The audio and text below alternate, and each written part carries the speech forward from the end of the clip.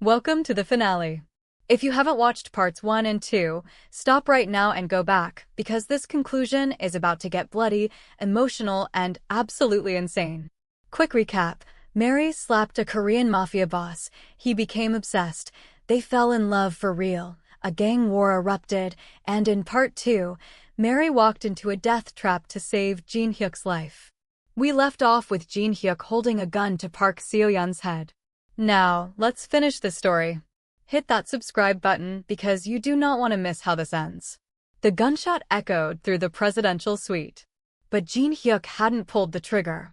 Not yet. Jin-hyuk, don't. I screamed, scrambling to my feet. His eyes flicked to me cold, dead, inhuman. The monster was fully in control now. She tried to kill you, Mary. She deserves to die. I know. But if you kill her, you'll start a war you can't win. I moved closer, carefully, like approaching a wild animal. Her father will never stop. Every family allied with the Parks will come for you. For us. Let them come. His voice was flat, emotionless. Jin-hyuk, please. Look at me.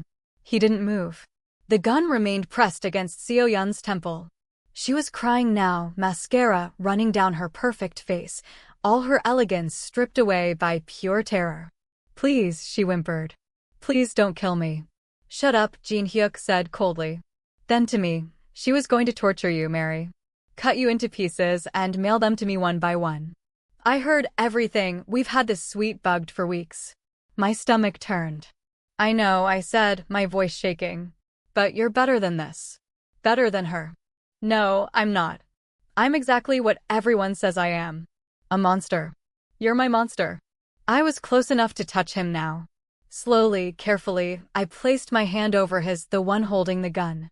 And I'm asking you not to do this. Not because she deserves mercy, but because I can't lose you to this darkness.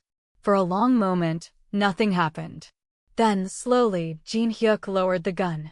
Seo-yeon collapsed to the floor, sobbing. Get her out of here, Jin-hyuk ordered his men. Take her to her father.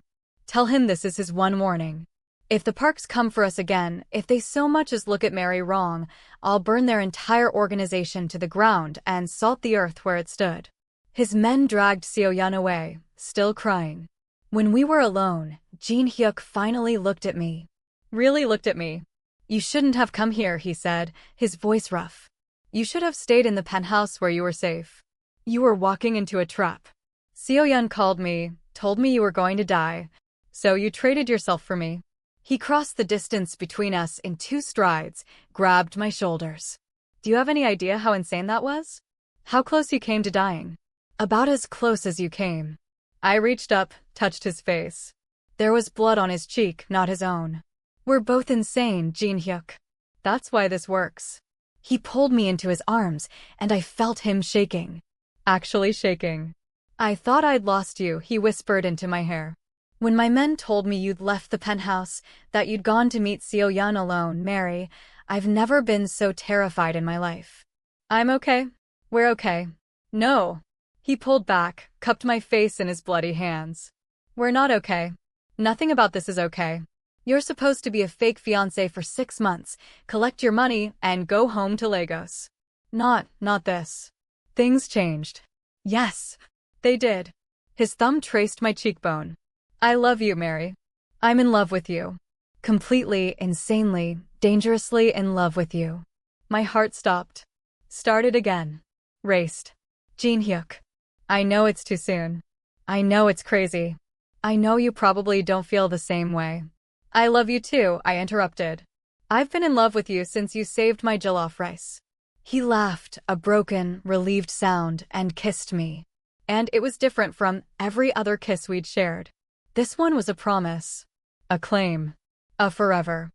When we finally pulled apart, he rested his forehead against mine. Marry me, he whispered. For real this time. Not a 6-month contract. Not a business arrangement. Marry me because you love me and I love you, and I don't want to spend another day without you. Jin-hyuk, your world, your life, it's dangerous. I know. And I'll understand if you say no. If you want to take the money and go back to Lagos and build a safe, normal life. His eyes held mine. But I'm asking anyway. Because you make me want to be better. You make me feel human. And I'd rather have 1 year with you than a lifetime without you. I thought about my mother in Lagos. My siblings. The safe, normal life I'd dreamed of. Then I thought about this man. This beautiful, damaged, dangerous man who defended my honor with violence and saved my jollof rice with tenderness. Who'd killed for me and chosen me over his empire. Yes, I said. I'll marry you. His smile was blinding. Real. The most beautiful thing I'd ever seen. You're insane, he said. So are you. We match. If you've made it this far, please hit that subscribe button. We're not done yet, there's still more story to tell. The aftermath of that night was complicated.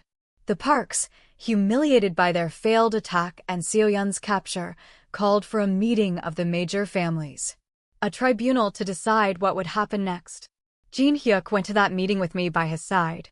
The room was filled with the most dangerous men in Korea, heads of crime families that controlled everything from Busan to the DMZ. Old men with cold eyes and expensive suits. Young men trying to prove themselves. All of them staring at me like I was an exotic animal in a zoo. Park Hyun-woo stood to speak first, his arm in a sling from where Jin-hyuk had broken his wrist at the dinner. Choi Jin-hyuk has violated every tradition we hold sacred, he said in Korean, which was immediately translated for me by attorney Kim. He has chosen a foreign woman over a strategic alliance. He has attacked my family. He has made us all look weak. Murmurs of agreement around the room. I call for a vote of no confidence. Choi Jin-hyuk should be removed as head of the Black Serpent. More murmurs. Some agreeing, some uncertain. Jin-hyuk stood slowly, and the room went silent. You're right, he said, his voice carrying through the space. I did choose Mary over your alliance. I did attack your family. And I would do it again. Shocked whispers. But weak. Jin-hyuk's laugh was cold. The Parks attacked me in broad daylight with automatic weapons. Do you know what I did in response? He pulled out his phone, tapped a few times, then projected images onto the wall. I had to look away. Bodies.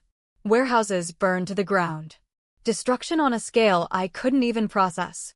In one night, I eliminated 3 of their operations, 17 of their soldiers, and cost them approximately $50 million in product and infrastructure. Jin-hyuk's voice was matter-of-fact. And I did it while protecting the woman I love. He turned to face the room. So ask yourselves, does that sound weak to you? Silence. I'm not my father, Jin-hyuk continued. I don't care about your traditions or your alliances or your approval. I care about power, profit, and protecting what's mine. If you can't accept that, then vote me out. But know this, the man who replaces me won't be as effective, as connected, or as profitable as I am. He sat down, his hand finding mine under the table. The vote was called. It wasn't even close. Jin-hyuk retained his position as head of the Black Serpent. The Parks were ordered to stand down or face collective retaliation from all the families. We'd won. But the cost was written on Jin-hyuk's face as we left that meeting. You okay? I asked in the car. I just threatened everyone I've ever worked with for you, he said quietly. I've made enemies I can't afford to have. Burned bridges I might need someday. Regret it. He looked at me, and his eyes were soft. Human. Not even a little bit. The wedding happened 3 months later. Not a big, public affair, Jin-hyuk said we'd had enough public spectacle. Instead, it was intimate. Private. Beautiful. We got married at a small temple in the mountains outside Seoul. His mother came, wearing traditional hanbok and crying happy tears. Attorney Kim was there, along with Min-jun, Christopher, and Jin-hyuk's inner circle. From my side, my mother flew in from Lagos along with my sister and 2 brothers. They were terrified at first, my mother especially, when she learned what Jin-hyuk really did for a living. But then she saw how he looked at me, how he treated me, how he'd literally gone to war for me. Maria, she said the night before the wedding, using my Korean name that Jin-hyuk had given me. Are you sure about this? This man, this life, it's so dangerous. I'm sure, Mama. He loves you. It wasn't a question. Yes. And I love him. She touched my face, her eyes sad but accepting. Then I give my blessing. But you call me every week, you hear? Every week, or I'm coming back to Korea to beat some sense into both of you. I laughed through tears. Yes, Mama. The ceremony itself was a blend of Korean and Nigerian traditions. We did the traditional Korean bows to the elders, drank from the ceremonial cups. Then we incorporated Nigerian customs, jumping the broom, tying the wrapper, my family singing traditional wedding songs that made everyone cry even though they didn't understand the words. When Jin-hyuk slipped the wedding ring onto my finger, a simple platinum band that matched his, both engraved with the date we met, I felt something shift in my chest. This was real. This was forever. I love you, he whispered in Korean, then English, then even attempted it in Yoruba, mangling the pronunciations so badly I laughed. I love you too, I whispered back. My monster. My queen, he replied. We kissed, and the small crowd erupted in cheers, Korean and Nigerian voices blending together in celebration. The reception was held at Jin-hyuk's penthouse, transformed with flowers and lights and enough food to feed an army. My mother bonded with Jin-hyuk's mother over shared stories of raising stubborn children. My brothers were fascinated by Minjun's stories of security work, carefully edited for family consumption. My sister couldn't stop staring at the view. Mary, she whispered, pulling me aside. This is insane. Your life is insane. I know. You're married to a Korean crime lord. I know. And you're happy. I looked across the room at Jin-hyuk, who was attempting to communicate with my mother in broken English, while she tried to teach him Yoruba phrases. He looked ridiculous and adorable and completely out of his element. Yeah, I said, smiling. I really am. Almost done. Keep watching, the ending is going to make you cry. 6 months after the wedding, I found out I was pregnant. I stared at the test in my hand, completely frozen. A baby. I was going to have Jin-hyuk's baby. The man who'd killed 17 people with his own hands was going to be a father. I was going to be a mother. In Korea. Married to a mafia boss. Living a life I could never have imagined when I first arrived in this country, broke and invisible. I heard the penthouse door open. Jin-hyuk was home early. Mary, he called. Where are you? I walked out of the bathroom, still holding the test. He saw my face and was across the room in seconds. What's wrong? Are you hurt? Is someone? I handed him the test. He stared at it. Blinked. Looked at me. Looked back at the test. You're pregnant, he said, his voice strange. Yes. With my baby. That's generally how it works. He set the test down carefully, then just stood there. Not moving. Not speaking. Jin-hyuk? Say something. You're scaring me. When he looked up, there were tears in his eyes. I'm going to be a father, he whispered. Yes. Mary, I don't know how to be a father. My own father was a monster who taught me to solve problems with violence. I've killed people. I've done terrible things. What if I ruin our child? I took his face in my hands. You won't. Because you're not that man anymore. You're the man who saves jollof rice and learns Yoruba for his mother-in-law and chooses love over power. I'm still a criminal. I still run an organization that does illegal things. I know. And we'll figure it out. I placed his hand on my still flat stomach. Together. Like we figure everything out. He dropped to his knees, pressed his forehead against my stomach. I promise, he whispered. I promise I'll protect you both. I'll be better. I'll try to be the father our child deserves. You already are, I said, running my fingers through his hair. You already are. Our daughter was born 9 months later on a rainy Tuesday in April. We named her Hannah Adiz Choi, Hannah after Jin-hyuk's late sister, Adiz meaning princess in Igbo, and Choi for her father's family. She was perfect. Absolutely perfect. With my dark skin and Jin-hyuk's eyes and a head full of black curls that made the nurses coo. The first time Jin-hyuk held her, his hands shaking as he cradled her tiny body, he cried. She's so small, he whispered, staring at her in wonder. She'll grow, I said from the hospital bed, exhausted but happy. Mary, she's perfect. His voice broke. Thank you. Thank you for giving me this. For giving me a family. For giving me everything. We gave each other everything, I corrected. Hannah opened her eyes, dark like her father's, and grabbed his finger with her tiny hand. And I watched the most dangerous man in Seoul completely melt. "I'll protect you," he whispered to her. "Always. No one will ever hurt you. I promise." I knew he meant it.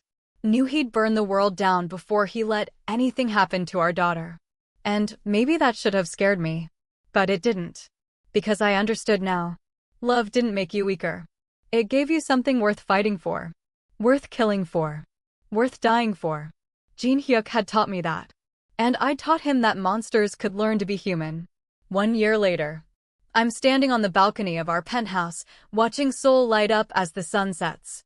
Hannah is in my arms, babbling happily as she tries to grab at my braids. Behind me, I hear Jin-hyuk's footsteps. "Attorney Kim just called," he says, wrapping his arms around both of us. "The Parks have officially withdrawn all claims against us. They're relocating most of their operations to Busan. So it's over? This particular battle, yes." He kisses the top of Hannah's head. "There will always be another challenge, another threat. That's the life we chose. Do you regret it?" I ask. "Any of it?" He turns me to face him, careful with our daughter between us. "Mary, I regret a lot of things in my life. People I've hurt. Choices I've made. Lines I've crossed." His eyes hold mine. "But meeting you? Falling in love with you? Building this family with you? Those are the only things I've ever done right. Even though I slapped you?" He grins, that real smile that still makes my heart skip. "Especially because you slapped me. You woke me up. Made me feel alive again." Hannah chooses that moment to grab her father's nose, making him laugh. "Besides," he adds, gently extracting his nose from her grip, "that slap led to the best negotiation of my life." "Oh? What negotiation?" "I got you to fall in love with a monster." He leans in, whispers against my lips. "And somehow convinced you to marry him. That's better than any business deal I've ever closed." I laugh. "You're ridiculous." "I'm your ridiculous monster." "Yes. Yes, you are." He kisses me, soft and gentle, mindful of our daughter.